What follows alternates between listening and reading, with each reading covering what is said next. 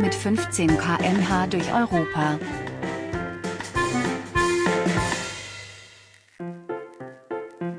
Dame mit diesen netten jungen Herren. Beide sind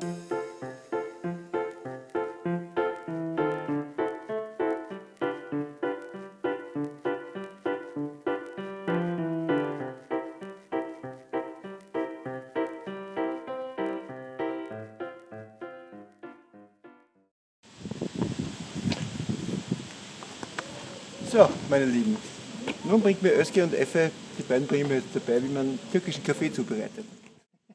Hallo, ich bin es. Dein Gewissen. Ich bin schon neugierig, was du bisher alles falsch gemacht hast. We need cold water. Wir brauchen kaltes Wasser. Dann brauchen wir noch einen türkischen Kaffee. Den hat mir Lysanne vom Kaffeewerk Araleya spendiert.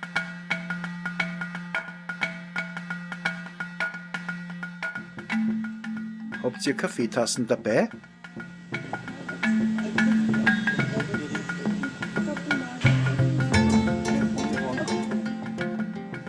Hast du einen Kochtopf? Meinst du das? Das Gefäß sollte etwas kleiner sein. Na, das lässt sich machen. Einen Moment bitte. Right? Ja, das ist in Ordnung. So we try it. Der Kocher benötigt Spiritus, also hochwertigen Alkohol. Kann es sein, dass er das Zeug trinkt? Es ist gar nicht so einfach, den entlang des Eurovelo 6 zu kreieren. Das liegt einerseits daran, dass ich für dieses Wort keinen französischen Ausdruck finde und andererseits daran, dass es entlang des Radweges kaum Geschäfte gibt, die so ein Produkt führen.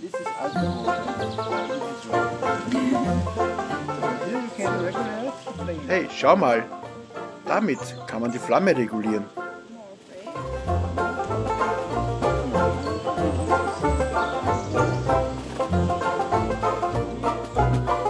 Gibst du Zucker in den Kaffee? No. Na, Zucker verwende ich schon lange nicht mehr. Ich benutze Milchpulver. In einen türkischen Kaffee? Das geht gar nicht.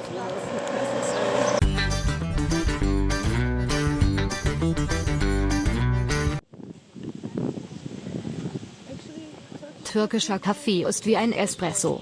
Du nimmst nur ganz wenig davon. Wirklich?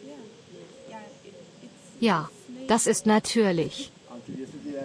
Gestern habe ich aber so eine große Tasse getrunken. Wahrscheinlich war das der Grund, weshalb ich dann den ganzen Tag so aufgedreht gewesen bin. Bis daher. Gerhard, pass auf, was dir Effe erklärt. Das ist wichtig. How many? Wie viele Löffel Kaffee nimmst du denn für eine Tasse? Half. One cup? Für eine Tasse nehme ich 2 Löffel Kaffee. Das ist ja interessant. 2 Kaffeelöffel nimmt sie. Und? Jetzt verrate deinem Gewissen, wie viel du immer genommen hast. Ja, so genau weiß ich das gar nicht. Aber es war bestimmt mehr. So hat er dann wahrscheinlich auch geschmeckt, stimmt's? One cup is 4.5. Ob er das jetzt verstanden hat?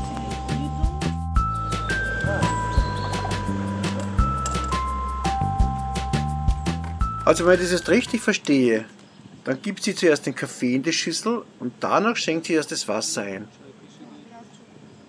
Das erinnert mich ein bisschen an unseren Apotheker, wenn er seinen Wundertrank für meine Elisabeth mixt.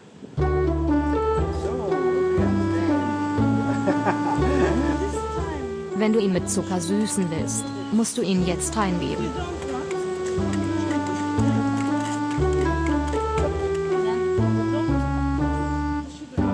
Gib unter keinen Umständen den Zucker später rein.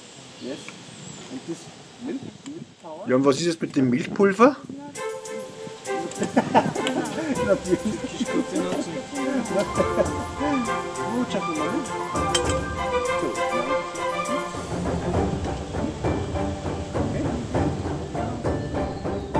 Was jetzt? Ich soll das nicht zudecken?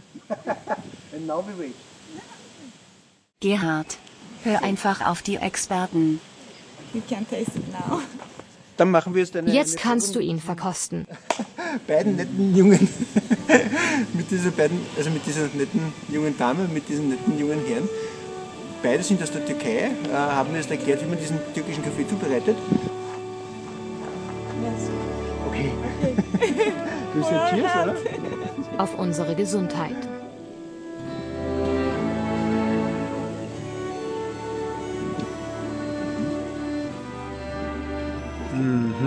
Er schmeckt anders als früher. Ich spüre keinen Sud. Weil er nicht mit Zeit. Same. No. Ada. Also mir schmeckt das sehr gut. Naja, ein echter türkischer Kaffee schmeckt anders. Oh, that is good too. Yes. Ich glaube, dass das Kochsitz dafür nicht geeignet ist. Maybe the equipments. Am Kaffee liegt es nicht. Der ist sehr gut. Wir glauben, dass es am Geschirr liegt. Für die Zubereitung eines türkischen Kaffees, so wie wir ihn kennen, gibt es nämlich eine ganz besondere Ausstattung. You are always. Du hast immer umgerührt, oder? Dadurch kommt der Kaffeesud an die Oberfläche. Hey Gerhard, du hast dich doch noch vor der Abfahrt bei Lysanne, der Managerin des Kaffeewerkes Aralia, erkundigt, oder? Erinnerst du dich? Natürlich erinnere ich mich. Szene 1. Cut. Szene 50. Szene 50. Lysanne. Wie du weißt, bin ich in Kürze auf einer Radtour quer durch Europa unterwegs und ich bin ein leidenschaftlicher Kaffeetrinker. Es ist so, ich habe zu Hause eine Kapselmaschine stehen, nur die möchte ich ungern mitnehmen, aber einen Anhänger dabei habe. Wie schaut es da aus? Was gibt es von deiner Sicht heraus für eine Lösung, dass ich doch zu einem guten Kaffee komme? Du hast einen Kocher dabei, also brauchst du eigentlich nur einen Topf. Oder es gibt auch so praktisch kleine Espresso-Kocher und eine Mühle und dann kannst du dir den Kaffee frisch mahlen, im Espresso-Kocher zubereiten oder im Topf. Okay, das bedeutet, wenn ich es richtig verstehe, ganze Kaffeebohnen. Ja. Dann eine Mühle habe ich gehört, Kaffeemühle. Ja, Kaffeemühle, die man mit der Hand so bedienen kann. genau, es gibt ganz tolle kleine Handmühlen. Ah, sehr gut. Trangier-Kochgeschirr habe ich. Da kann man heißes Wasser aufkochen. Also mit dem müsste es dann eigentlich funktionieren. Genau, dann kannst du quasi die türkische Art machen in diesem Topf. Wieso keinen Löskaffee mitnehmen? Man, das ist ja wesentlich einfacher, bei das Wasser hitzen, Ja, das Löskaffee rein. das ist ja kein Kaffee. Nicht? Nein, du gehst zum Röster deines Vertrauens, Ja. lokal am besten, Kaufst kaufst dort deine Bohnen, die du am liebsten magst. Deine kleine Mühle hast du dabei und dann kannst du sie jeden Tag frisch runtermalen. Und das ist das Beste. Ja, das ist fantastisch, okay. Du, wenn ich mir den Kaffee da so anschaue, in dieser tollen Verpackung, den nehme ich ja so mit, wie er hier ist. Ja? Dann kann ich den da aufschneiden, das sind die Flaschen, nicht? Und kann es dann öffnen und, so wie es ausschaut, auch wieder verschließen. Genau. Der ist da drin aromadicht, luftdicht und kannst du super gut unterwegs mitnehmen. Das heißt, ich brauche gar keinen zweiten Tabakbehälter, den ich vorher ausgewaschen hätte natürlich, damit er nicht mit dem Rauch da versetzt wird, der Kaffee. Das brauche ich gar nicht. Nein, du kannst ihn so mitnehmen. Und wenn du lange unterwegs bist, nimmst du viele kleine mit. Kein großes, sondern dann machst du immer wieder ein frisches auf. 10 Liter Wasser, 5 Kilo Kaffee, kommt ja was zusammen. Aber so eine lange Reise. Gut, passt. Bei uns ist ganz wichtig, dass du den Kaffee ganz fein malst. Ganz fein. Okay, Das ist das Wichtigste, die feinste Stufe, die es gibt an der Mühle. da kann man die Stufe einstellen bei der Mühle. Ich habe es noch nie gehabt. Ja, weil je nachdem, wie du es zubereitest, was für eine Zubereitungsart, was für eine Kaffeemaschine, müssen die Bohnen anders gemahlen werden. Und auch bei der türkischen Art nimmst du die feinste Stufe. Es gibt keinen türkischen Kaffee, es gibt die türkische Art. Und Bohnen kannst du dafür rein theoretisch alle nehmen. Hauptsache ganz fein gemahlen Gut, ja. und frisch. Frisch. Das heißt, wenn ich dann in der Zwischenetappe wieder hier in der Nähe lande, wenn ich von Wien reinrassel, dann gleich an Sprung.de vorbei und nachtanken, fest auftanken für Sehr Osteuropa. gern, sehr gern. Aber Wunderbar. sicher gibt es auch unterwegs tolle Röster, wo du mal anhalten kannst. Schauen wir mal, was sich so im Eurovelo 6 tut. Ganz sicher, musst du halt kurz mal von der Spur abweichen. Dann bin ich im Fluss. Gleich nach dem Frühstück habe ich mich bei Effe und Özge für diese wunderbare Einschulung bedankt und mich verabschiedet. Heute werde ich Orléans besichtigen. Die Stadt ist ca. 8 Kilometer von hier entfernt. Und da ich dort mit dem Radl hinfahre, bitte ich die Rezeption, auf mein Gepäck aufzupassen. Und jetzt muss ich nur noch an diesen Schoßhündchen vorbei. Hoffentlich hat der schon gefrühstückt.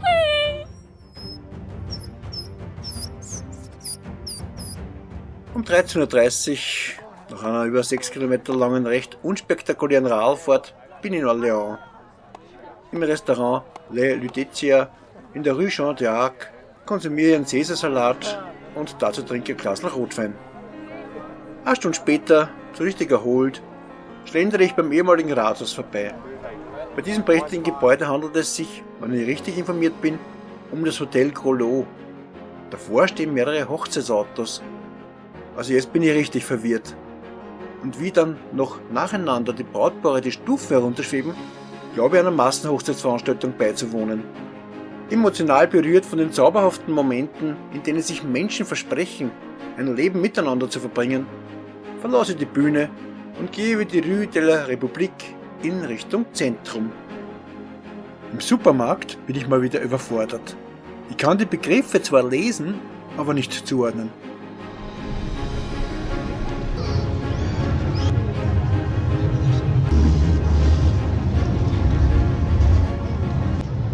Ich wurde sehr höflich von der Security dann nach dem Einkaufen ausbegleitet, weil es nicht erlaubt ist, ein Fahrrad mit hineinzunehmen in dieses Einkaufszentrum hier in Orléans.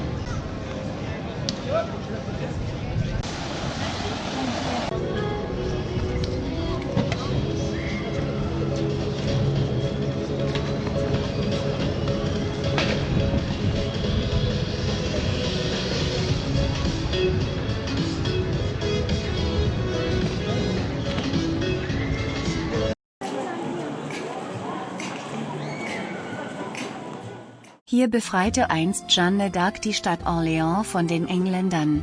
5 Monate dauerte die Belagerung. Am 8. Mai 1429 zog sie, quasi als Nationalheldin, in die befreite Siedlung ein. Jeanne war die Tochter eines Bauern, der zeitweise auch das Amt des Bürgermeisters ausübte. Mit 13 hatte sie im Garten ihres Elternhauses mehrere Erscheinungen von Erzengeln.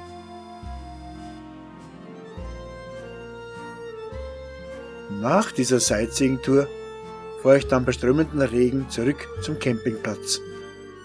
Dort unterhalte ich mich noch mit meinen türkischen Freunden. Im Zelt gibt es dann noch ein abendliches Telefongespräch mit Elisabeth. Willst du wissen, was am nächsten Reisetag passiert? Und interessiert dich, was es auf den Radwegen Neues gibt? Dann klicke rechts unten auf das Gesicht mit dem Fahrradhelm und abonniere den Kanal. Das Abonnement ist kostenlos und jederzeit sofort stornierbar.